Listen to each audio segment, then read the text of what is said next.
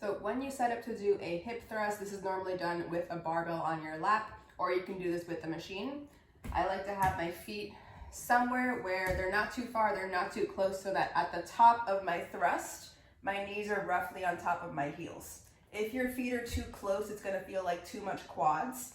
So roughly here, if not a little bit further out, will help you engage more of your hamstrings and the bottom of your glutes. So that way you are not clenching your butt to come up, rather you are pushing through your feet, and that is how your hips are thrusting up.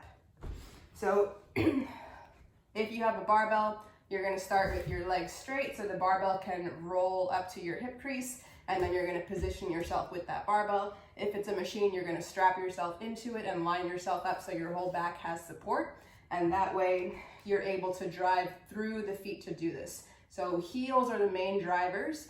You're gonna push down and you're gonna let your knees go forward as your butt pockets scoop up into the backs of your thighs, and that's how you will feel hamstrings. Make sure that you are not clenching, because we don't want to arch the lower back. We want it to be just from the hips. When you come down, make sure that your whole body moves from the hips, like so, versus only the hips coming down, leaving your rib cage up and open.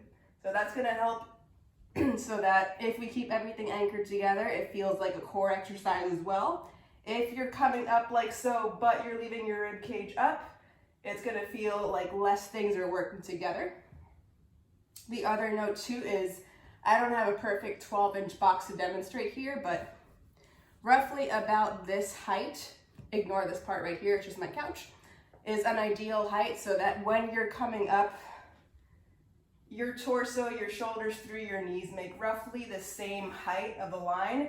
You can imagine that if my shoulders were higher on a very tall bench, then I would probably be more so here, and it just wouldn't be as comfortable. Plus, it's gonna keep you more honest with hips extending at the top. So just make sure when you're doing your reps, if you have a barbell or a machine, it's foot drive, come up, and then make sure you're moving through your hips to come back down, versus coming down like so, leaving your ribs up, and you'll feel a lot of glutes and a lot of hamstrings.